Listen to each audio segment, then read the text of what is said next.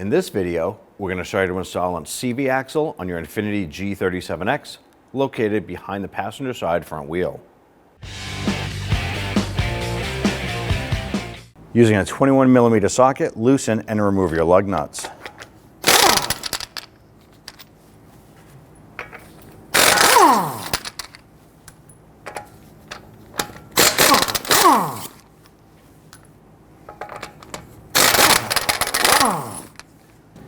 Now on our particular vehicle, we have a locking lug nut right here. We're going to use our key to remove it. If you have a standard lug nut, simply go ahead and remove that.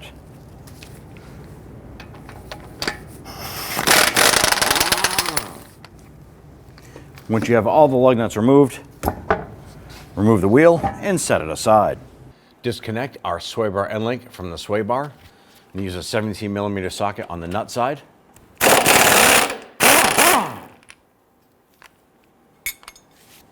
We'll go ahead and pry that out.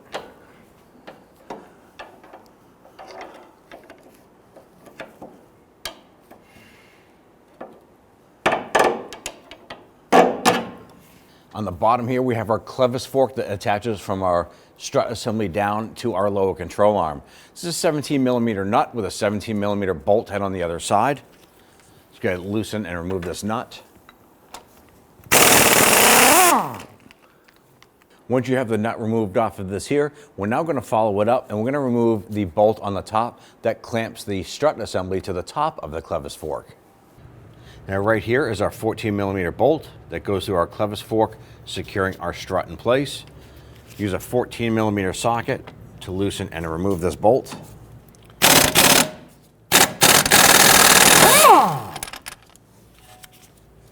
Now I want to go ahead and disconnect our ABS wire here. It runs on the back. There's two spots. You want to grab the rubber itself, not the wire, and pull on that.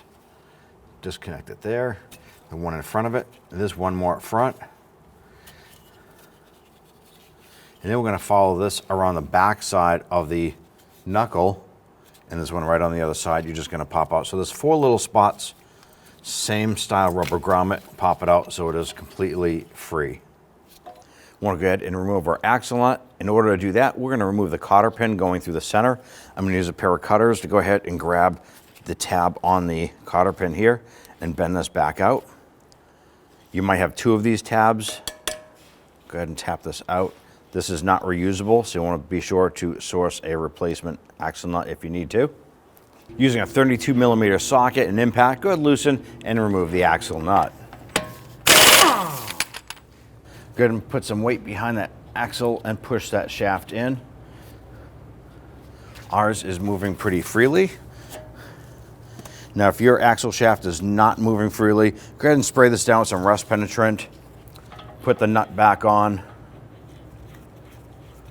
And then you can use an air hammer to go ahead and go in the center here and give that a few zaps there to go ahead and push that back in, loosen that up. Remove that nut, set that aside. On the upper control arm to the knuckle itself, we want to go ahead and loosen and remove this bolt here. It's going to be a 14mm on the nut side, 14 on the other side. Now this is a pinch bolt design. And what that means is that this bolt goes through a notch on the ball joint and locks it into place.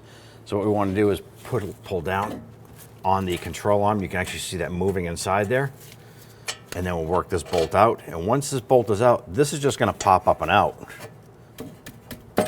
Like so. You can see the notch that the bolt goes through and locks that into place.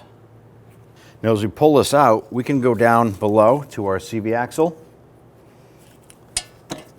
and go ahead and push that in. I'm going to put a punch in the center of that axle, tap that through.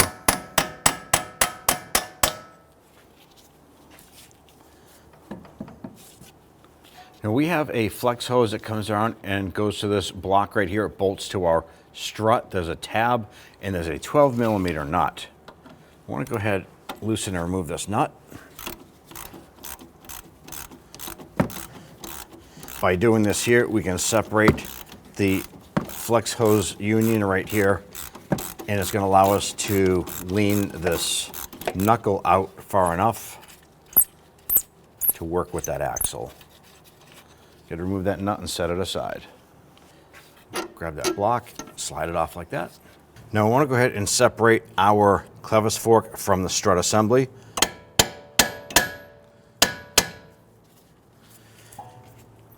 And this seems to be loose already. So if we pull down on our suspension with our knuckle, we can work that out like so.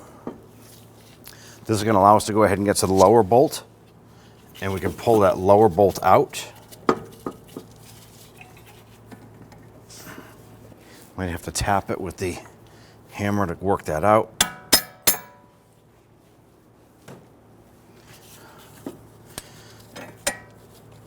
Pull that bolt out.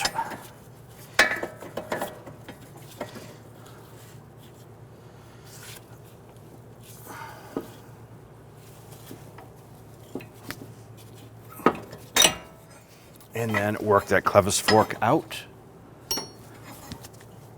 and out of the way. You have to work that around that axle itself. Our next step is to go ahead and use our pry bar. We're going to go in front of the transmission above the cradle, and we're going to put our pry bar on the side of the CV axle here and pry out. And what we're trying to do is pop this out of our transmission.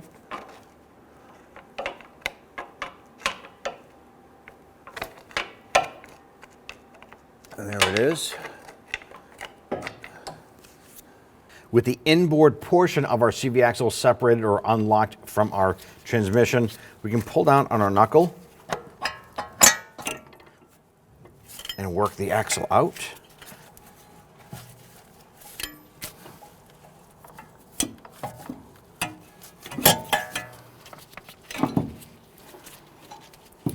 And then pull it out of our transmission.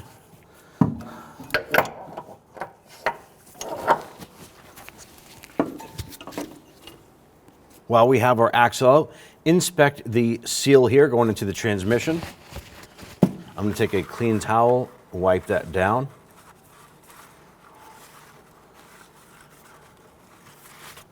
Inspect the seal, run your finger around the inside, see if there's any burrs or tears in that seal. If it was leaking at any point, you probably see some moisture around the bottom here.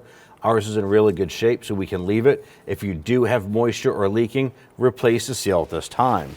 Now we can go ahead and take our axle. I'm going to feed this down inside.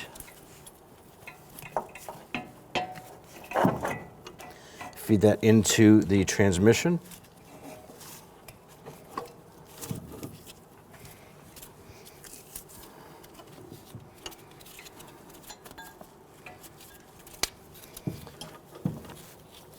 And you're going to rotate that a little bit to get that splines to line up on the inside.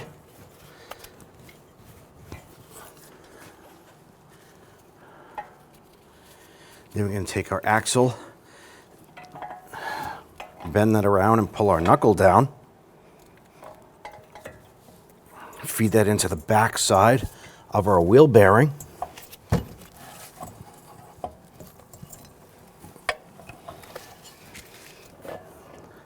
And then push that up and in.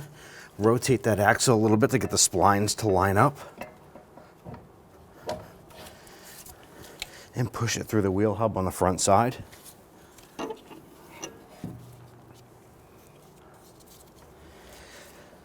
Now that we generally have the axle set into place, our next step is to go ahead and put our pinch bolt back up in the upper control arm.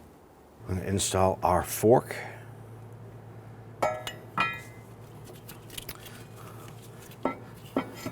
Slide that down onto the control arm. I'm going to pull our knuckle down.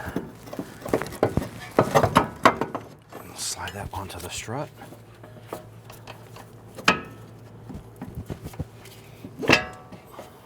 So we're going to push this back, bring our control arm down and in. And just put the bolt in, let that set for now. Now back down to the axle itself. What we're going to do is use our mallet And we're going to tap on the end here, and we want to get that axle to set inside the transmission up against the metal seal. Now you can reach around the back side of the inner portion of the CV axle and transmission and feel that that is bottomed out. And then push on the front or the outer portion of the CV to bring the splines back out. Install the axle nut. Just thread that down.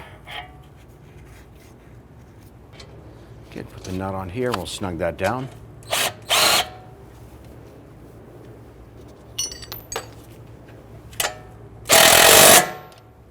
Install your ABS wires.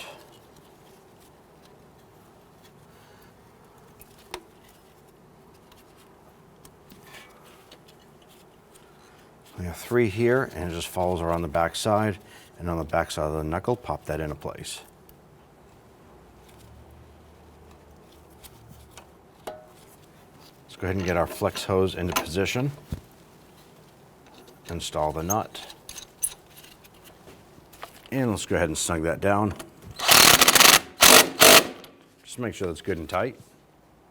Now grab the fork itself and slide that up. And we want to get our lower bolt lined up and put that through. With the bolt installed here, we'll put the nut on the other side. Now we're going to install our bolt here for the upper portion of our clevis fork. The key thing here is you need to make sure that right here, there's no gap. This right here is the collar, and it should stop when the clevis fork hits it. So if you have to, you can put a jack underneath the vehicle. You can simply grab that suspension and lift it up. Ours is tight up against it. Go ahead and install your bolt. Now on our particular bolt, we had some issues with it, so we did have to source a replacement. So we got this started. Let's go ahead and tighten down our bolt.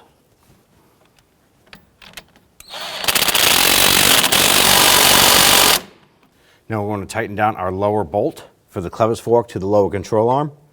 Put our wrench on the bolt side and our impact on the other side. And snug that down. Torque your upper ball joint nut here to 41 foot-pounds.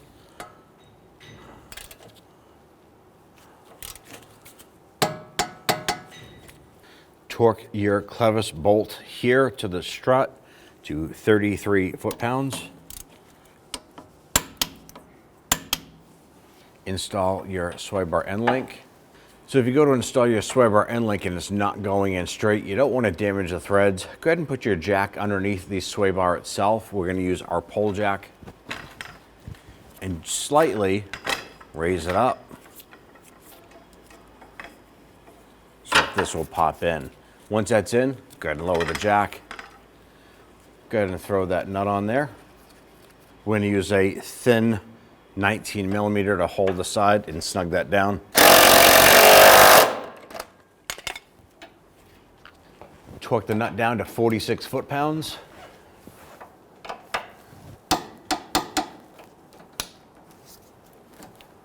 We want to torque down our lower clevis bolt to 120 foot-pounds. Before we do that, we want to go ahead and use our jack. And we want to get our suspension into what we call a neutral ride height position.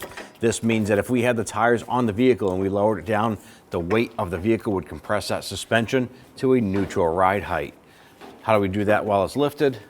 We're going to use our pole jack, compress our suspension until the vehicle just starts to come off of our lift ever so slightly. At that point there, the suspension should be compressed enough. We can go ahead and torque down that bolt, getting us to that neutral ride height. If we do that with it fully drooped, it can actually twist the bushing. Once we lower this down and it comes up, it'll twist that bushing and can cause an abnormal ride condition. We don't want that. Go ahead and torque that bolt down to 120 foot-pounds.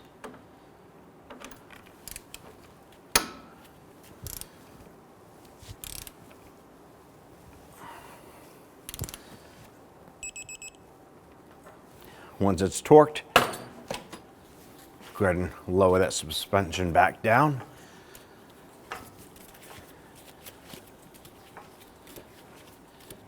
and then you can remove the jack. Now our particular axle nut has little dimples on here, so it's a self-locking nut. Let's go ahead and tighten this down. The new nut is a 36 millimeter.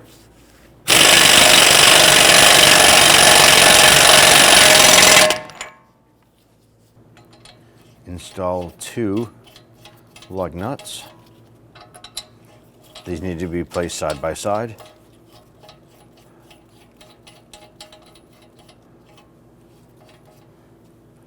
Let's go ahead and torque down our axle nut to 92 foot-pounds. The reason why we have the 2 nuts here, well, we're going to use our pry bar here as leverage while we go ahead and torque this. You got to remove the pry bar and remove the lug nuts. Go ahead and install your wheel.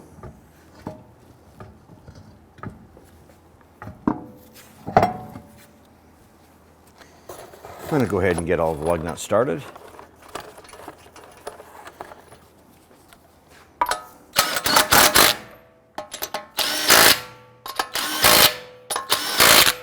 Use your locking key.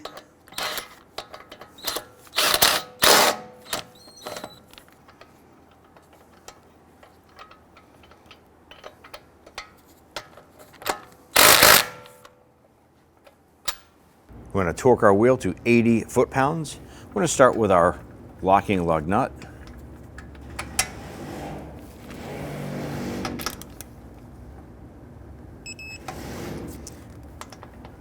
And then we'll continue with the others, going in a crisscross pattern.